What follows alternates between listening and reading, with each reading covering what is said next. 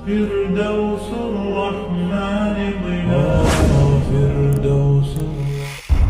الله سبحانه وتعالى በዚህች በዱንያ ላይ ትልቅ ስጦታ የሰጣቸው የሚባሉት ሰዎች ጓደኛ ነው። እነዚህ ጓደኛ የሚባሉት ጓደኝነት በብዙ መልኩ እናውቃለን። ለምሳሌ በ4 ዓመታችን በ5 ዓመታችን ህፃን ልጇን ጓደኛ እንባባላለን፣ እሱም ጓደኛ ተብሏል። በልጅነታችን በ5 ዓመታችን ከአንድ ህፃን ልጅ ጋር እኮ ኒካህ አስረናል። ከዛ እዛው ነው የምንፋታው አይደል? በጥፊ ስትመታ በቃ ትጣላለህ፣ በቃ ተፋታ፣ እሱም ጓደኛ ተብሏል። በሆነ አጋጣሚ የምትገናኛቸው ጓደኞች አሉ። በመብላት በመጠጣት አብሮ በማቃቃም የምታገኘው ጓደኛ አለ። በሃይስኩል በኤሌመንተሪ በዩኒቨርሲቲ በሰፈር የምትለዋል። ይሄ ጓደኛ አይደለም፣ አብሮ የሚያዋውል ነው እንጂ የሚባለው ጓደኛ ይባላል። አላህ Subhanahu Wa Ta'ala ጓደኛ ያላቸው ነብዩ አለይሂ ሰላቱ ወሰለም ጓደኛ ያሏቸው ማን ናቸው? እነዚህን ኢንሻአላህ እናያቸዋለን። ትክክለኛ ጓደኞች የሚባሉት አላህ ቃል የገባላቸው ጓደኞች ናቸው።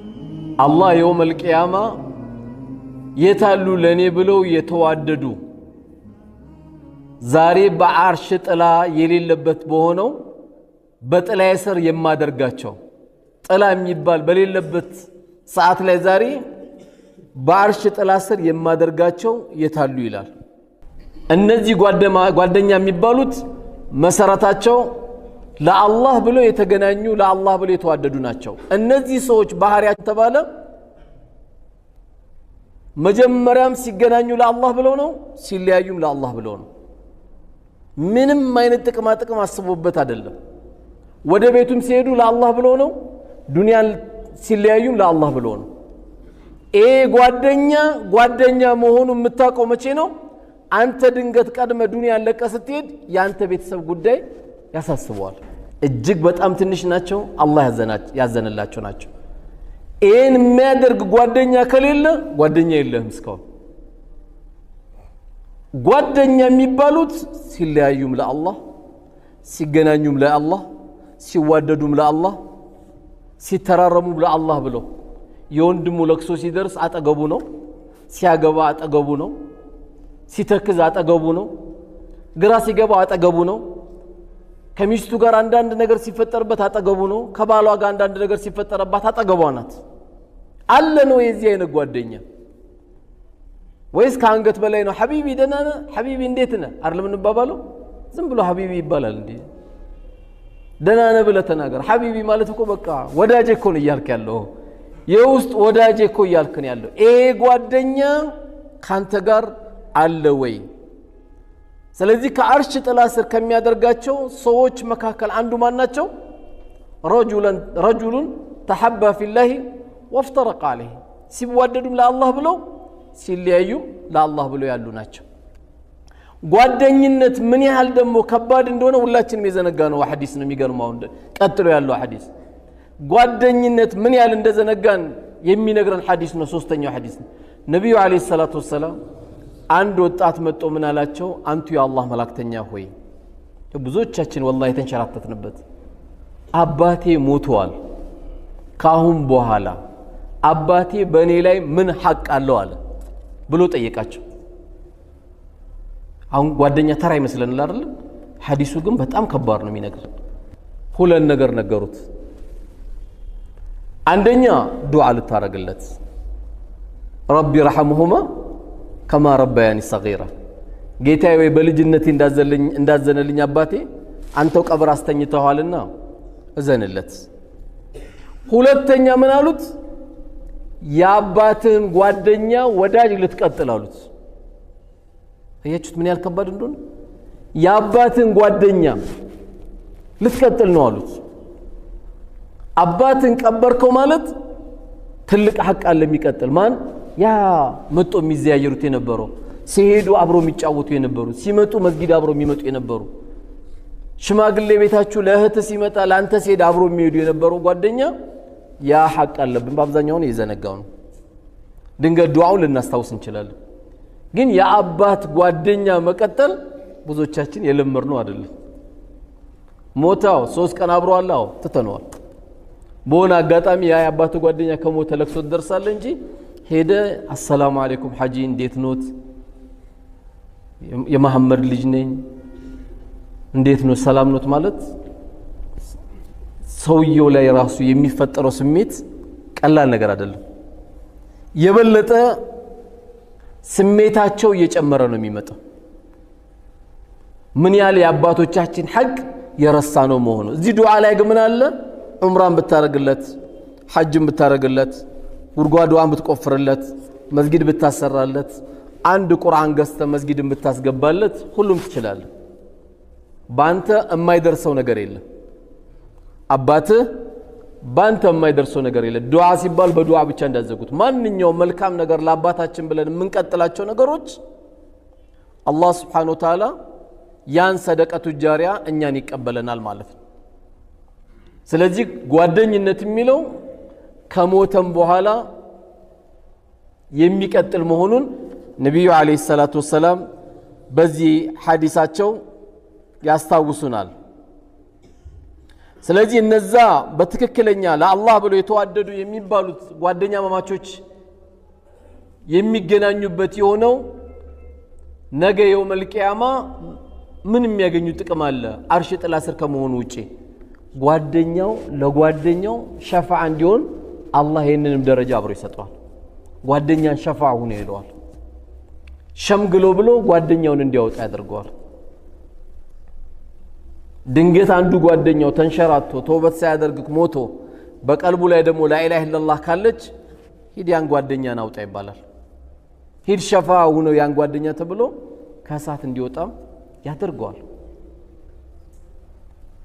ጓደኝነት የሚባለው በጣም ቀላል እንዳልሆነ ዝም ብለን ግን ምን ይዛቸው ጓደኞች አላህ Subhanahu Wa Ta'ala ማንኛውም መጥፎ ጓደኛ የያዙ ሰዎች ከመጥፎ ጓደኛ ጋር የሚውሉ ሰዎች ጧት ቀልብን የሚያደርቅ ከሰዓት ቀልብን የሚያደርቅ ማታ ቀልብን የሚያደርግ ጓደኛ ቢያስክ ቁጥር ነገ የውመል ቂያማ እቺን የቁርአን አያ አሁን የቀራት ወንድሜን ኡስታዝ መሐመድ የቀራትን አያ ማንም ሰው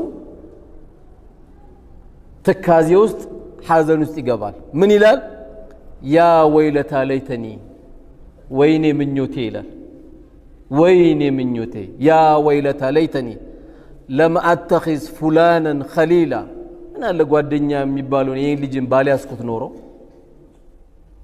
ያ ልጅ የሚያዝ እኮ አልነበረብኝም ምኞት ነው ግን ምንም አያመጣም ዛሬ ግን እናመጣለን እንድናመጣም ነው የምንመካከረው ለም አተኺዝ ፉላናን ኸሊላ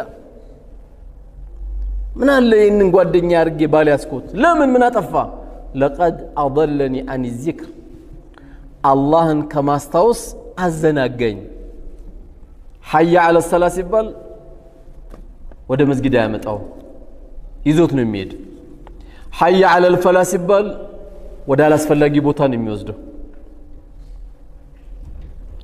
حي على الصلاه ሲባል ቆይ በኋላ እንሰግዳለን ይባባላሉ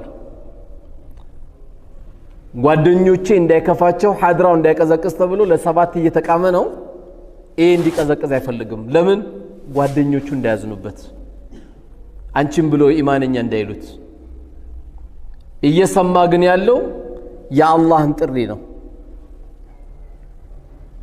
ይሄ ጓደኛ ነገ የጸጸት ቀን ይሆንብናል ማለት ነው እሱ ደስ እንዲለው ብለው መስራው ነገር አለ አይደል እሱ ቅር እንዳይለው ብለው መስራው ነገር አለ ሙእሚን ደግሞ አላህ ይከፋብኛል አይከፋብኝም አላህ ይቆጣብኛል አይቆጣብኝም አላህ ያዝንብኛል አያዝንብኝም ብሎ እንጂ የሚጨነቀው ጓደኛ አይልም ምክንያቱም ለነብዩ አለይሂ ሰላቱ ወሰለም ትልቅ የዳዕዋቸው የጀርባ አጥንት ስፓይናል ኮርድ የሚባሉት ማን ነበሩ እስልምናን ሳይቀበሉ አይዞ የወንድሜ ልጅ ካሁን በኋላ ወንድ የሆነ ይንካ ዳዕዋን አድርግ ሐቅን አስተላልፍ እስቲ ወንድ የሆነ ካሁን በኋላ ይንካ ብሎ ዳዕዋን ሲታገላቸው የነበረው ማን ነበር ልጆች አይደለም አቡ ጣሊብ ነው አቡ ጣሊብ አጎታቸው ነው በነብዩ ጉዳይ አለይሂ ሰላቱ ወሰለም ተንሰፍስፈዋል። ለምን? የቲም ሆነው ያደጉት፣ እናት የላቸው፣ አባት የላቸው፣ ማን የላቸው፣ አያት ሞቶባቸዋል። ከዚህ መከራ በዙባቸው፣ ከዚህ ሰድቧቸዋል፣ ከዚህ በት ይወረውሩባቸዋል። በተለያየ መከራ ውስጥ ሲያስገቧቸው አቡ ጣሊብ ግን ሲያዩ ላኢላሃ ኢለላህ እንኳን አልተቀበሉም። ግን ካሁን በኋላ እስቲ ወንድ የሆነ ወንድሜን ልጅን ካሉ በቃ አድርግ ዳዋ አሉ። ግን አቡ ጣሊብ ወደ ሞት አፋፍ ላይ በደረሱ ጊዜ ትልቁ ጉዳት የፈጠረባቸው ማን ነው ከተባለ ጓደኛ ነው።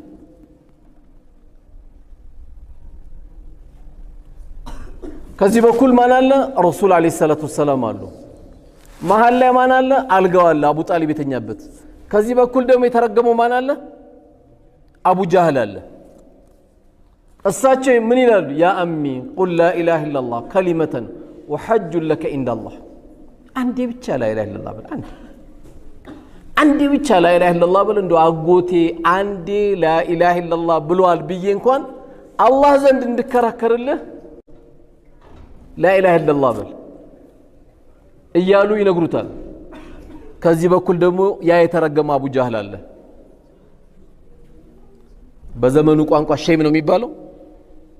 አተርገቡ አን ሚለት አብዱል ሙጠሊብ። አረ ሼም ነው እንዴ የአያቶችን ሃይማኖት እንደዚህ ትሞታለህ እንዴ ይላቸዋል።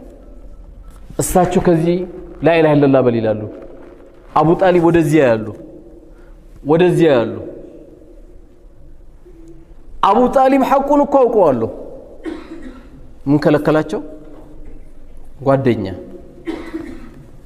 ጓደኛ አዛረጋቸው። ሊሞት ሲል ይመጣል። አየው የተረገመ ጓደኛ ሊሞት ሲል አጠገባቸው መጥቶባቸዋል። አረ እባክህ የትላንትናው ኢና ወጀድና አባና ነው፣ እኛ አባቶቻችን ነው እንጂ የምንቀበለው።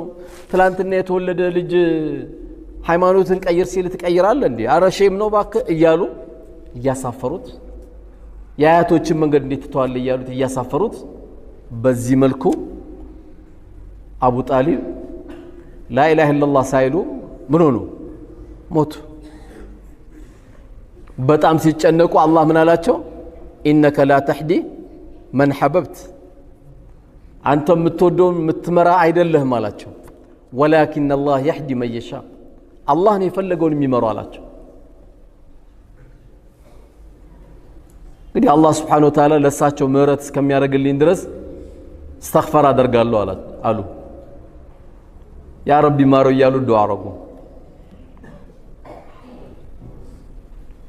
ዱዓ ሲያደርጉ ኢን ተስተግፊር ለሁም 70 መረተን ፈለን የግፊረ አላሁ ለሁም አላቸው። አላህ 70 ጊዜ ምህረት ብትጠይቅለት ፈለን የግፊረ አላሁ ለሁም አላህ አይምሮም ሲባሉ እሳቸው ምን አደረጉ መሰላችሁ? ከ70 በላይ ጀመሩ። ኢን ተስተግፊር ለሁም 70 መራት 70 ነው እንደ ከለከለኝ ከ70 በላይ ማድረግ ጀመሩ። ከዛ በኋላ ለአንድ ሙእሚን አይገባውም ለሙሽሪክ استغفار ሊያደርግለት የሚል የቁርአን አያ ሲወርድ ቆመ ሁሉም ነገር። ምህረት ማድረጉም استغفار ማድረጉም ቀረ ማለት ነው። አሁን በኔና ባንተ እይታ አቡ ጣሊብ የጀሃነም ነው ቢባል ይከብዳል አይደል? በኔና ባንተ እይታ ግን ሁሉም የሱ ዕቃ ነውና እንደፈለገ ማድረግ የሚችለው እሱ ነው። አንዳንዴ ከአቅማችን በላይ ሂዳያ ያላገኙ ሰዎች ስናይ በጣም እንጨነቃለን። ሂዳያ በጣም እንመኝላቸዋለን። ግን ሂዳያ ከሚን አላህ ብቻና ብቻ ነው። ብዙ ሂዳያ የምትመኝላቸው ሊኖር ይችላል። ግን እሱ ስጦታ ከአላህ ብቻ ነው። በቃ ኢነከ ላ ተህዲ መን ሐበብተ ሰበበ ኑዙሉ ለሳቸውም ቢሆን ሁላችንም ይመለከታል። ብዙ እንዲመሩልን ብዙ ጥሩ እንዲሆንልን ምን ፈልጋቸው አሉ። ነገር ግን ሂዳያ ያለው በአላህ ስብሓነሁ ወተዓላ እጅ ስር ብቻ ነው። ይቀልቡሃ ከይፈ የሻ እንደፈለገ አድርጎ የሚገለባብጠው ጌታ እሱ ነው። ስለዚህ መጥፎ ጓደኛ ይኸው አታይም እስከ ቀብር ድረስ ተከትሏቸው መጣ። አሁንም ብዙ ነገሮችን እማንተው ለምንድን ነው? ለጓደኛችን ብለን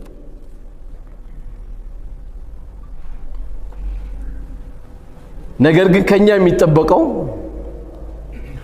ጓደኛዬ ለነገ አኺራዬ ይጠቅመኛል አይጠቅመኝም። በተለይ አሁን ደግሞ ባለንበት ክረምት ነው።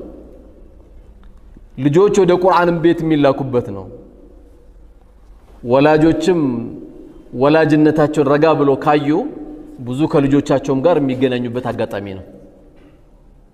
ብዙውን ጊዜ ወላጆቻችን 12 ሰዓት ተነስተው ለከፊሉ እንቁላል ሲጠብሱ፣ ለከፊሉ ኢንዶሚ ሲሰሩ፣ ለከፊሉ ሩዙ ሲሰሩ ሰርቪስ መጣ ተብሎ ደግሞ ይሮጣሉ።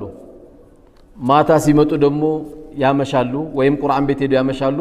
አባት ያመሻል። በመተኛትና በመነሳት ሐያት የሚያልፈው። አሁን ግን ይህን ክረምት ልጆቻችን ጋር አብረን ስንበላ ጓደኛውን እናውቃለን፣ አብረን ስንበላ አመሉን እናውቃለን፣ አብረን ስንበላ ንግግሩን እንለያለን። እያንዳንዱን አሁን በጠይቃችሁ የልጃችሁ ጓደኛ ማን ነው ብል በአብዛኛው ሰው ያውቃል። ብዙ የፈተና ተሰጥቶ ለወላጆች ብዙ ቦታ ብዙ የልጆቻቸውን ፍላጎት ምን እንደሆነ የማያውቁ ቁርአን ምን ደረሰ ቢባል አሁን እዚህ ጋር 3 ወላጅ ብጠይቅ ላበላብ ነው የሚሆኑት። ያው ቁርአን ቤት እንደሚሄድ ነው እንጂ የሚያውቀው ስንት ጁዝ እንደደረሰ አላቅም ነው የሚለው። አንዳንዱም አላህ ይማረው እንጂ ትምህርት ቤት ሄዶ ወላጅም ተብሎ ልጅ ስንተኛ ክፍል ነው ሲባል 7 ነበር 8 ነበር ስንት ነበር የሚልም ወላጅ አለ። አሁን ይሄ ወላጅ ራሱ ወላጅ አይደለም የሚያስፈልገው፣ ለራሱ ወላጅ ያስፈልገዋል።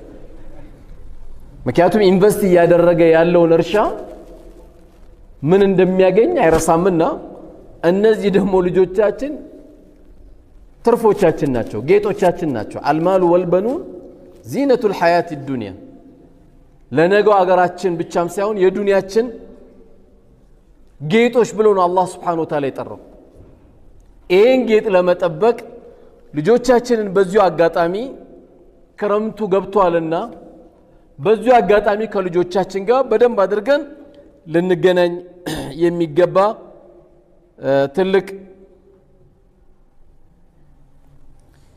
ትልቅ ትውስታ ነውና ይህን አጋጣሚ ሁላችንም ልንጠቀም ይገባል።